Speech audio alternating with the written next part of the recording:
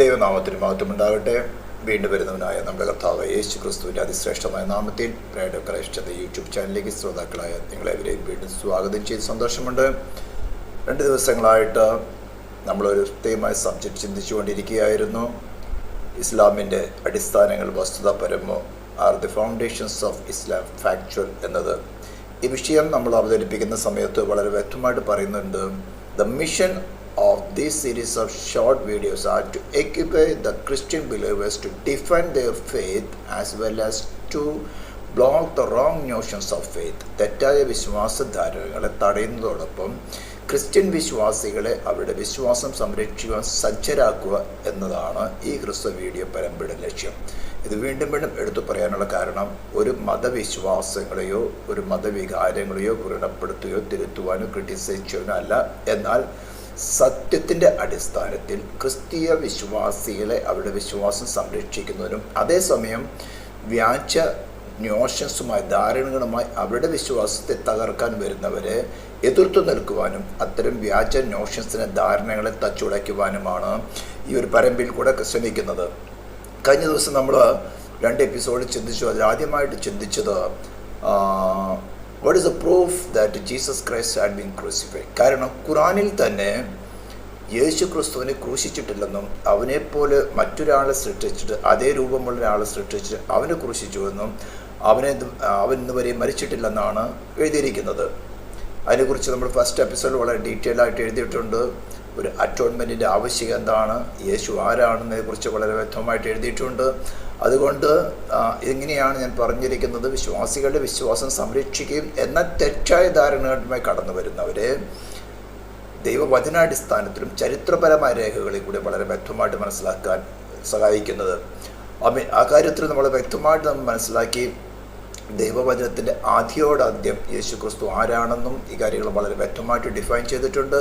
അതേ സമയത്ത് അവനെ ഉദരത്തിൽ വഹിച്ചവളായി മറിയ, 33.5 വയസ്സ് അവനോടുകൂടെ ജീവിച്ചവളായ മറിയ, അതേപോലെ 3.5 തിരുവയസ്സുകൾ അവനോടുകൂടെ ശുശ്രൂഷയിൽ പങ്കെടുത്തവനായി യോഹന്നാൻ ക്രൂശിൻ്റെ കീഴിലുണ്ടായിരുന്നു. ഇപ്പോൾ സമയത്ത് യേശു പറഞ്ഞ വാക്കുകൾ, സ്ത്രീയെ ഇതാ നിൻ്റെ മകൻ, അതുപോലെ തന്നെ മറിയോട് പറയുന്നത് ഇതാ നിൻ്റെ അമ്മ എന്ന് പറയുന്നു. അതേപോലെ തന്നെ ആ കാലഘട്ടത്തിൽ 1-ാം നൂറ്റാണ്ടിലെയും 2-ാം നൂറ്റാണ്ടിലെയും ഏകദേശം 6 ചരിത്രകാരന്മാർ, ഗ്രീക്ക്, റോമൻ, അതുപോലെ തന്നെ ജൂയിഷ് ചരിത്രകാരന്മാർ വളരെ വ്യക്തമായിട്ട് രേഖപ്പെടുത്തിയിരിക്കുന്ന ചരിത്ര രേഖകളും വ്യക്തമായി തന്നിട്ടുണ്ട്. എന്നാൽ AD 923 അൽതാബ്രി എന്നവൻ യേശുക്രിസ്തുവിൻ്റെ ക്രൂശീകരണം നടന്നിട്ടില്ലെന്ന് പറഞ്ഞുകൊണ്ട് അവരുടെ തഫ്സീറിൽ എഴുതി വച്ചിരിക്കുന്നത്. ഈ രീതിയിലാണ് വിശ്വാസികളുടെ വിശ്വാസം സംരക്ഷിക്കുന്നതും അതേസമയത്ത് തെറ്റായ നോഷൻസ് ധാരണകളുമായി കടന്നു വരുന്നവരെ തച്ചുടയ്ക്കാൻ ശ്രമിക്കുന്നത്. അടുത്തൊരു കാര്യം ചിന്തിച്ചിരിക്കുന്നത്, did Jesus claim himself as God? പുറപ്പാട് പുസ്തകത്തിൻ്റെ 3-ാം അധ്യായത്തിൻ്റെ 14-15 വാക്യങ്ങളിൽ കൂടെ മോശയ്ക്ക് മുൾപ്പടർപ്പിൽ പ്രത്യക്ഷപ്പെട്ടവനായ ദൈവം തൻ്റെ നാമം എന്തെന്ന് മോശ ചോദിക്കുമ്പോൾ അവിടെ വ്യക്തമായിട്ട് പറഞ്ഞിരിക്കുന്നത് യാഗ്വേ. അതിൻ്റെ ഇംഗ്ലീഷ് ട്രാൻസ്ലേഷൻ, ആ വാക്ക് ഹീബ്രു ആണ്, ഇംഗ്ലീഷ് ട്രാൻസ്ലേഷൻ ഐ ആം. ആ നാമം യാഗ്വേ എന്ന തൻ്റെ നാമം ശാശ്വത നാമമാണെന്ന് കൂടെ 15-ാം വാക്യത്തിൽ വെളിപ്പെടുത്തിയിരിക്കുന്നു. അതേ ഐ ആം എന്ന വാക്ക്, അല്ലെങ്കിൽ അതിനെ സെപ്റ്റാൻജുവൻ്റ്, ഹീബ്രു ബൈബിളിൻ്റെ പുതിയ ഗ്രീക്ക് ട്രാൻസ്ലേഷനായിരുന്ന സെപ്റ്റാൻജുവൻ്റിൽ പറയുന്നത് കുരിയോസ് എന്ന വാക്കാണ്. അവിടെ യേശു ക്രിസ്തു ഉപയോഗിച്ചിരിക്കുന്ന അയാം എന്ന സ്റ്റേറ്റ്മെൻറ്റ് അനേക സ്ഥലങ്ങളിൽ ഉപയോഗിച്ചിട്ടുണ്ട്. പ്രത്യേകിച്ചും മഹാപുരോഹിതനായ അനാസിൻ്റെ കോട്ടയിൽ നിൽക്കുന്ന സമയത്ത് താൻ ജീവനുള്ള ദൈവത്തെ കൊണ്ട് ആണയിട്ടുകൊണ്ട് നിന്നോട് ചോദിക്കുന്നു, നീ അത്യുന്നതനായ ദൈവത്തിൻ്റെ പുത്രൻ ഈ ക്രിസ്തു തന്നെയോ എന്ന് ചോദിക്കുമ്പോൾ അവിടെ ഉപയോഗിക്കുന്ന വാക്ക് അയാം അല്ലെങ്കിൽ യാഹ്വേ എന്ന വാക്കാണ്. അതായത് മോശയ്ക്ക് മുൾപ്പടർപ്പിൽ പ്രത്യക്ഷപ്പെട്ട ദൈവം തന്നെയാണ് മനുഷ്യനായിട്ട് അവതരിച്ച് മാനവജാതിയുടെ പാപപരിഹാരത്തിന് വേണ്ടി മഹാപുരോഹിതൻ്റെ മുമ്പിൽ നിൽക്കുന്നതെന്ന് വളരെ വ്യക്തമായിട്ട് മനസ്സിലാക്കുന്നു. ഓക്കെ, ഇത് 2 വീഡിയോകൾ നിങ്ങൾ കാണണമെന്ന് ഞാൻ വളരെ ആത്മാർത്ഥമായി താല്പര്യപ്പെടുകയാണ്. ക്രിസ്ത്യൻ സഹോദരന്മാരാകട്ടെ, മുസ്ലിം സ്നേഹിതന്മാരാകട്ടെ, നിങ്ങൾ ആത്മാർത്ഥതയോടുകൂടെ തുറന്ന മനസ്സാക്ഷിയോട് ഇത് കാണണമെന്ന് ഞാൻ ആഗ്രഹിക്കുകയാണ്. അടുത്തൊരു ക്വസ്റ്റ്യൻ കടന്നു വരുന്നതാണ്, is there any word Trinity in your Bible? നിങ്ങളുടെ ബൈബിളിൽ ത്രിത്വം എന്നൊരു വാക്കുണ്ടോ? ഉത്തരം ഇല്ല എന്ന് തന്നെയാണ്, നോ. എന്നാൽ ഹോളി ട്രിനിറ്റി അല്ലെങ്കിൽ പിതാവ് പുത്രൻ പരിശുദ്ധാത്മാവ് അടങ്ങുന്ന ത്രിയേക ദൈവത്തിൻ്റെ ഡിഫറെൻറ്റ് ഓഫീസുകൾ ബൈബിളിൽ പലയിടങ്ങളിലായിട്ട് വളരെ വ്യക്തമായിട്ട് വെളിപ്പെടുത്തിയിട്ടുണ്ട്. പിതാവ് പുത്രൻ എന്ന് പറയുന്നത് ഒരു ബയോളജിക്കൽ റിലേഷൻ അല്ല എന്ന് ഈ കേൾക്കുന്നവർ ആദ്യമേ തന്നെ മനസ്സിലാക്കിക്കോണം. It's only a relation. മനുഷ്യന് ബയോളജിക്കലായിട്ട് പുത്രന്മാർ ജനിക്കുന്നത് പോലെ പുത്രിമാർ ജനിക്കുന്നത് പോലെ ഒരു ബയോളജിക്കൽ റിലേഷൻ അല്ല ഇതെന്ന് ആദ്യമേ മനസ്സിലാക്കുക. എന്നാൽ വളരെ വ്യക്തമായിട്ട് യോഹന്നാൻ തൻ്റെ സുവിശേഷത്തിൽ അനേക തെളിവുകൾ ഞാൻ ഒന്നും എടുത്തിട്ടുള്ളൂ വെളിപ്പെടുത്തിയിരിക്കുന്നതാണ്, എന്നെ അയച്ച പിതാവ് ആകർഷിച്ചിട്ടല്ലാതെ. അപ്പോൾ ഒരു ഓഫീസ് അവിടെ നിൽക്കുന്നു, എന്നെ അയച്ച പിതാവ് ആകർഷിക്കുന്ന ഒരു ഓഫീസ്. എൻ്റെ അടുക്കൽ വരുവാൻ ആർക്കും കഴിയില്ല, ഞാൻ ഒടുക്കത്തെ നാളിൽ അവനെ ഉയർത്തെഴുന്നേൽപ്പിക്കും. അപ്പോൾ ക്രിസ്തുവിൻ്റെ ഒരു ഡ്യൂട്ടി അല്ലെങ്കിൽ അവൻ്റെ മേലുള്ള ഒരു അനോയിറ്റിംഗ് ആണ് തൻ്റെ അടുക്കൽ പിതാവിനാൽ ആകർഷിക്കപ്പെട്ട് വരുന്നവരെ ഒടുക്കത്തെ നാളിൽ ഉയർത്തെഴുന്നേൽപ്പിക്കുക എന്നുള്ളത്. ഒടുക്കത്തെ നാളിൽ ഉയർത്തെഴുന്നേൽപ്പിക്കുക എന്ന അവസ്ഥയ്ക്ക് വരണമെങ്കിൽ നാം ഏദൻ തോട്ടത്തിലേക്ക് അല്പമായിട്ടൊന്ന് ചിന്തിച്ച് നോക്കണം.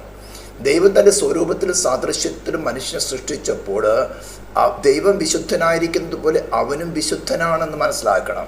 എന്നാൽ വിശുദ്ധനായിരിക്കുന്ന ആദാമിനെ അശുദ്ധൻ എന്ന് എണ്ണി ഏദൻ തോട്ടത്തിൽ നിന്ന് പുറത്താക്കണമെങ്കിൽ ഈ രണ്ട് രേഖകളും വിശുദ്ധ ബൈബിളിലും ഖുറാനിലും രേഖപ്പെടുത്തിയിട്ടുണ്ട്. ഖുറാൻ്റെ സൂറ 7:24 ഇക്കാര്യം രേഖപ്പെടുത്തിയിരിക്കുന്നത്. അപ്പോൾ അനുസരണക്കേടായിരുന്നു മനുഷ്യനെ ഏദൻ തോട്ടത്തിൽ നിന്ന് പുറത്താക്കാൻ കാരണമായി തീർന്നത്. ഇനി വിശുദ്ധൻ എന്ന അവസ്ഥയിലേക്ക് തിരിച്ചു വരണമെങ്കിൽ ഈ മനുഷ്യൻ ഡിവൈൻ ലോയ്ക്ക് പൂർണ്ണ അനുസരണമുള്ളവനായി തീരണമെന്ന് വളരെ വ്യക്തമായിട്ട് സ്പഷ്ടമായിട്ട് മനസ്സിലായി തരുന്നുണ്ട്.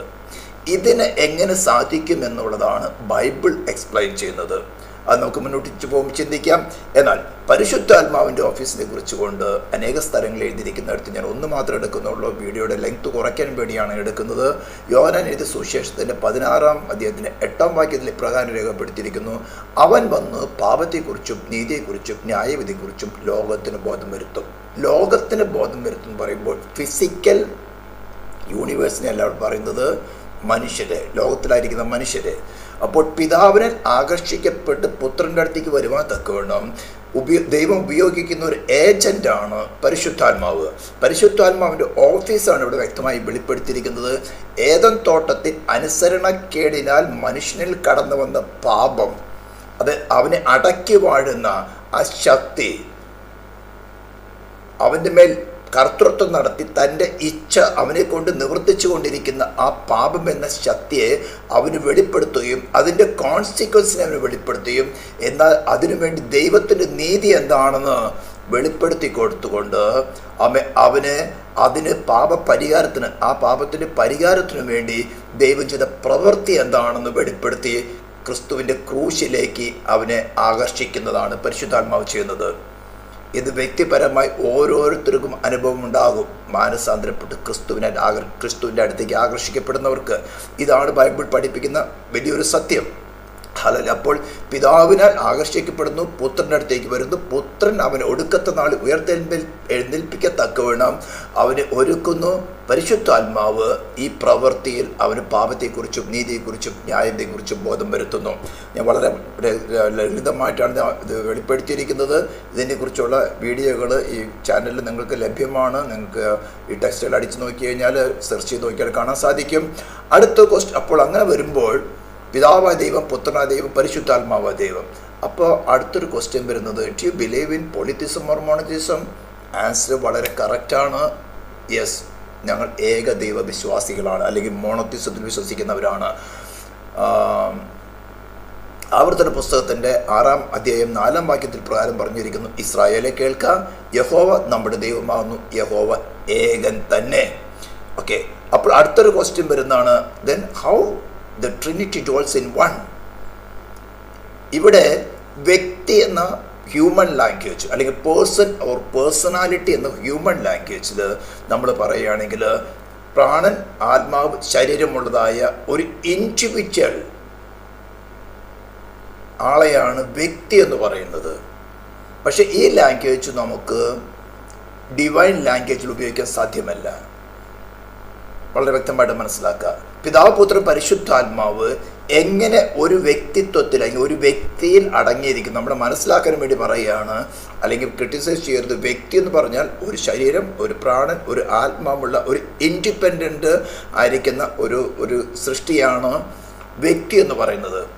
അത് നമുക്ക് ഡിവൈൻ ലാംഗ്വേജിൽ ഉപയോഗിക്കാൻ സാധ്യമല്ല. എന്നാൽ പിതാവ്, പുത്രൻ, പരിശുദ്ധാത്മാവ് ഓഫീസുകൾ വളരെ വ്യക്തമായിട്ട് ബൈബിളിൽ ഉണ്ട്. അത് ഇൻഡിവിജ്വൽസ്, ഇൻഡിപെൻഡൻ്റ് ആയിരിക്കുന്ന ഓഫീസാണ്, വേറെ വേറെ ഓഫീസുകളാണ് നമുക്ക് വ്യക്തമായിട്ട് മനസ്സിലാക്കുക. എന്നാൽ പിതാവ്, പുത്രൻ, പരിശുദ്ധാത്മാവ് എങ്ങനെ ഒരു പേഴ്സണിൽ അടങ്ങിയിരിക്കുന്നെന്ന് ബൈബിളിൽ വെളിപ്പെടുത്തിയിട്ടില്ല.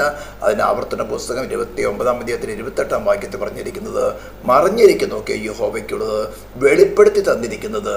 ഞാൻ നേരത്തെ പറഞ്ഞതുപോലെ ദൈവം വിശുദ്ധനായിരിക്കുന്ന പോലെ നീയും വിശുദ്ധനായി ഈ തിരുവെഴുത്തുകളിൽ എഴുതിയിരിക്കുന്ന കാര്യങ്ങളെ മനസ്സിലാക്കി ക്രിസ്തു എന്ന ഏക മാർഗം മനസ്സിലാക്കി, വിശ്വാസമാർഗം, രക്ഷാമാർഗം മനസ്സിലാക്കി നീയും വിശുദ്ധനായി തീർന്ന് നിന്റെ ഒറിജിനൽ സ്റ്റേറ്റിലേക്ക് ദൈവവുമായിട്ട് റീകൺസിലേഷൻ നടക്കാൻ തക്കവണ്ണം യോഗ്യമായി തീരുവാൻ ആവശ്യമായതൊക്കെയും വെളിപ്പെടുത്തി തന്നിട്ടുണ്ട്. ദെൻ അടുത്തൊരു കാര്യത്തിലേക്ക് നമുക്ക് ചിന്തിക്കാനുള്ളത്, ഒരു പേഴ്സൺ അല്ലെങ്കിൽ ഒരു വ്യക്തി ദൈവം എന്ന് ക്ലെയിം ചെയ്യണമെങ്കിൽ ചില സദ്ഗുണങ്ങളുണ്ടായിരിക്കണം. അവൻ സർവജ്ഞാനിയായിരിക്കണം, സർവവ്യാപിയായിരിക്കണം, സർവശക്തനായിരിക്കണം, നിത്യനായിരിക്കണം, അനന്യനായിരിക്കണം.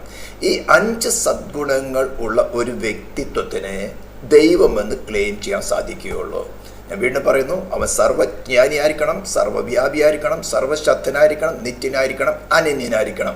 ഈ 5 സദ്ഗുണങ്ങളിൽ നിന്ന് ഏതെങ്കിലും ഒരു സദ്ഗുണത്തിൻ്റെ ഒരു ഡിഗ്രി അല്ലെങ്കിൽ ഒരു ഫ്രാക്ഷൻ പോലും ചേഞ്ച് ആയാൽ അവന് മാറ്റം സംഭവിച്ചു, പിന്നെ അവൻ ദൈവമല്ല.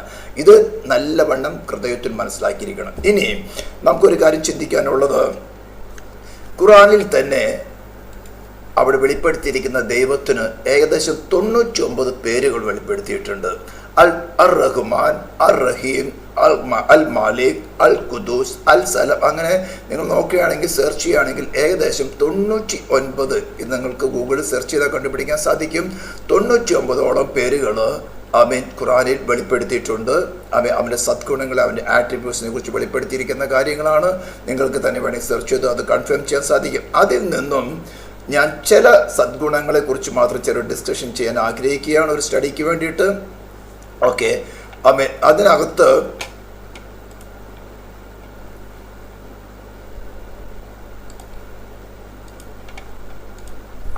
ആദ്യമായിട്ട് ഞാൻ ചില സദ്ഗുണങ്ങൾ ആദ്യമായിട്ട് എടുത്തിരിക്കുന്നത് അർ റഹ്മാൻ എന്ന് പറഞ്ഞത് മോസ്റ്റ് ഓർ എൻറ്റയർലി മേഴ്സിഫുൾ. മറ്റൊന്ന് എടുത്തിരിക്കുകയാണ് അർ റഹീം എന്ന് പറഞ്ഞാൽ എസ്പെഷ്യലി മേഴ്സിഫുൾ. മറ്റൊന്ന് എടുത്തിരിക്കുന്നത് അർ റൌഫ് എന്ന് പറഞ്ഞാൽ ദി മോസ്റ്റ് കൈൻഡ്. ഈ 3 സദ്ഗുണങ്ങളും ദൈവത്തിലുണ്ടെന്നാണ് അല്ലെങ്കിൽ അള്ളയിലുണ്ടെന്നാണ് ഖുർആൻ ക്ലെയിം ചെയ്യുന്നത്. ഓക്കെ, അംഗീകരിച്ചു. ഞാനൊരു കാര്യം പറയട്ടെ. Before the creation of whatever created, if this God has these attributes, ഈ സദ്ഗുണങ്ങളുണ്ടെങ്കിൽ, to whom he will dispose these attributes. ഞാൻ മലയാളത്തിൽ പറയുന്നു, ഈ സദ്ഗുണങ്ങൾ ദ മോസ്റ്റ് അല്ലെങ്കിൽ എൻറ്റയർലി മേഴ്സിഫുൾ അല്ലെങ്കിൽ എസ്പെഷ്യലി മേഴ്സിഫുൾ അല്ലെങ്കിൽ കൈൻഡ്നെസ് ഉള്ള ഈ ദൈവം സകല സൃഷ്ടിക്കും മുൻപേ, സൃഷ്ടിക്കപ്പെട്ട സകല സൃഷ്ടിക്കും മുമ്പേ ആരോട് അല്ലെങ്കിൽ എന്തു വസ്തുവിനോട് തൻ്റെ സദ്ഗുണങ്ങളെ, ആരോട് മേഴ്സി കാണിക്കും, ആരോട് കരുണ കാണിക്കും, ആരോട് കൈൻഡ്നെസ് കാണിക്കും, ആരെ സ്നേഹിക്കും. ദാറ്റ് മീൻസ് ഖുറാനിലെ ഈ വാക്കുകൾ തന്നെ സ്പെസിഫിക് ആയിട്ട് ഒരു ഹിഡൻ മീനിങ് കിടക്കുന്നത്, there was either an object or more or a person or more with him to dispose these special characters or attributes. ഈ സദ്ഗുണങ്ങളെ പ്രകടിപ്പിക്കത്തക്കവണ്ണം സർവസൃഷ്ടിക്കും മുമ്പേ അവനോട് കൂടെ ചില വസ്തുക്കളോ ചില വ്യക്തികളോ ഉണ്ടായിരിക്കണം. ഓക്കെ, ദെൻ നെക്സ്റ്റ് വൺ വളരെ ഇമ്പോർട്ടൻ്റ് ആയിരിക്കുന്ന കാര്യമാണ്. നിങ്ങൾ വളരെ ശ്രദ്ധാപൂർവ്വം ഇത് മനസ്സിലാക്കണം. അൽ ഗഫൂർ എന്ന് പറഞ്ഞാൽ the four giving, the exceedingly four giving. Okay, നമ്മൾ 1ാമത്തെ എപ്പിസോഡിൽ ചിന്തിച്ചു, ഈ ഖുറാനിൽ വെളിപ്പെടുത്തിയിരിക്കുന്ന അള്ളാഹ് ഒരു ദൈവരാജ്യമുണ്ടെങ്കിൽ അതിനൊരു വ്യവസ്ഥ ഉണ്ടായിരിക്കണം, ഒരു നിയമവ്യവസ്ഥ ഉണ്ടായിരിക്കണം. ഓക്കെ, നിങ്ങളേവരും അംഗീകരിക്കുന്നു. അങ്ങനെയാണെങ്കിൽ ആ നിയമവ്യവസ്ഥ പരിപാലിക്കുക എന്നുള്ള ഉത്തരവാദിത്വം ആ ദൈവത്തിനുണ്ടായിരിക്കണം. വിശുദ്ധ ബൈബിളിൽ 89 സങ്കീർത്തനം 34 വാക്യത്തിൽ ഇപ്രകാരമാണ് രേഖപ്പെടുത്തിയിരിക്കുന്നത്: ഞാൻ എൻ്റെ നിയമത്തെ ലംഘിക്കുകയോ എൻ്റെ അധരങ്ങളിൽ നിന്ന് പുറപ്പെട്ടതിന് ഭേദം വരുത്തുകയോ ചെയ്യുകയില്ല. ഉൽപ്പത്തി പുസ്തകത്തിൽ എഴുതിയിരിക്കുന്ന മനുഷ്യനിൽ കടന്നു വന്ന പാപത്തെക്കുറിച്ച് വിശുദ്ധ ബൈബിളിലും ഖുറാനിലും ഒരേപോലെ രേഖപ്പെടുത്തിയിട്ടുണ്ട്. ഏദൻ തോട്ടത്തിൽ നിന്ന് ആദാമിനെ ഹവ്വയെ പുറത്താക്കുന്ന സംഭവം ഖുറാനിൽ 7-ാം അധ്യായത്തിൻ്റെ 24-ാം വാക്യത്തിലാണ് രേഖപ്പെടുത്തിയിരിക്കുന്നത്. ബൈബിളിൽ ഉൽപ്പത്തി പുസ്തകത്തിൻ്റെ 3-ാം അധ്യായം മുഴുവനും ആ ഒരു സംഭവം നിറഞ്ഞു നിൽക്കുകയാണ്. അപ്പോൾ ഈ ഒരു സംഭവം എന്താണെന്ന് വളരെ വ്യക്തമായിട്ട് വിശദീകരിക്കുന്നുണ്ട്. മനുഷ്യൻ പാപം ചെയ്തുവെന്നും അവൻ ശിക്ഷാർഹനായിട്ട് അവൻ്റെ പാപത്തിൻ്റെ ശമ്പളമായ നിത്യമായ മരണമെന്ന ശിക്ഷയോടുകൂടെ അവനെ ഏദൻ തോട്ടത്തിൽ പുറത്താക്കിയെന്ന് 2 പുസ്തകങ്ങളും അംഗീകരിക്കുന്നു, ഒരേപോലെ അംഗീകരിക്കുന്നു. അപ്പോൾ ഡിവൈൻ ലോ അല്ലെങ്കിൽ ദൈവത്തിൻ്റെ ലോയാണ് അവനെ ഭരിക്കുന്നത്. മനുഷ്യർക്കൊരു തെറ്റിദ്ധാരണയുണ്ട്, അതായത് ദൈവം സുപ്രീം ആയിരിക്കുന്നത് കൊണ്ട്, സർവശക്തനും സർവത്തിനും മീതെ ആയിരിക്കുന്നത് കൊണ്ട് അവൻ്റെ ഓർബിട്രറി വില്ലിൽ അല്ലെങ്കിൽ സ്വേച്ഛ അധികാരത്തിൽ സകല കാര്യങ്ങളും നടക്കുന്നു എന്നൊരു തെറ്റിദ്ധാരണയുണ്ട്. No, that is absolutely wrong. ദൈവത്തെ ഭരിക്കുന്ന അല്ലെങ്കിൽ ദൈവം ഉണ്ടാക്കുന്ന നിയമമല്ല, ദൈവത്തിൻ്റെ ലോ, ആ ലോയ്ക്ക് അവന് വിധേയപ്പെട്ടവനാണ്. അവനൊരു മോറൽ ഏജൻ്റാണ്. ഡിവൈൻ ഗവൺമെൻറ് നിലനിൽക്കുന്ന ഒരു മോറൽ ലോയലാണ്. നമ്മുടെ ഫിസിക്കൽ ഗവൺമെൻറ്, ഇന്ത്യ ഗവൺമെൻറ് ആകട്ടെ, അമേരിക്കൻ ഗവൺമെൻറ് ആകട്ടെ, മറ്റേതൊരു ഗവൺമെൻറ് നിലനിൽക്കുന്നത് ഫിസിക്കൽ ലോയിലാണ്. എന്നാൽ ദൈവരാജ്യം നിലനിൽക്കുന്നത് മോറൽ ലോയിലാണ്. ആ മോറൽ ഗവൺമെൻറ്റിൽ വ്യക്തിത്വങ്ങൾ തമ്മിലുള്ള റിലേഷനെ മെയിൻറ്റെയിൻ ചെയ്യുന്നതാണ് ഈ മോറൽ ലോ എന്ന് പറയുന്നത്. അത് ദൈവത്തിനും അവനും വിധേയപ്പെട്ടതാണ്. അതുകൊണ്ട് ആ ലോയ്ക്ക് അവൻ ഭേദഗതി വരുത്തുകയോ ഇളവ് ചെയ്യുകയോ ചെയ്താൽ അവന് മാറ്റം സംഭവിച്ചു, പിന്നെ അവൻ ദൈവമല്ല. അതുകൊണ്ടാണ് സ്പെസിഫിക് ആയിട്ട് ബൈബിളിൽ 89 സങ്കീർത്തനം 34 വാക്യത്തിൽ പറഞ്ഞിരിക്കുന്നത്: ഞാൻ എൻ്റെ നിയമത്തെ ലംഘിക്കുകയോ എൻ്റെ അധരങ്ങളിൽ നിന്ന് പുറപ്പെട്ടതിന് ഭേദഗതി വരുത്തുകയോ ചെയ്യില്ല, ഓൾട്ടർ ചെയ്യുകയില്ല. അപ്പോൾ ഏദൻ തോട്ടത്തിൽ വെച്ച് പാപം ചെയ്ത മനുഷ്യനിൽ കടന്നു വന്ന പാപത്തിൻ്റെ ശിക്ഷ, മരണമെന്ന ശിക്ഷ നടപ്പിലാക്കിയേ മതിയാകുകയുള്ളൂ. ആ ശിക്ഷ നടപ്പിലാക്കാതെ ദൈവം പാപം ക്ഷമിച്ചാൽ പിന്നെ ആ ദൈവം തൻ്റെ തന്നെ നിയമത്തിന് ഭേദഗതി വരുത്തി പിന്നെ അവൻ ദൈവമല്ല. നമ്മൾ 1-ാമത്തെ എപ്പിസോഡ് വിശദീകരിച്ചിരുന്നു ഖുറാനിൽ.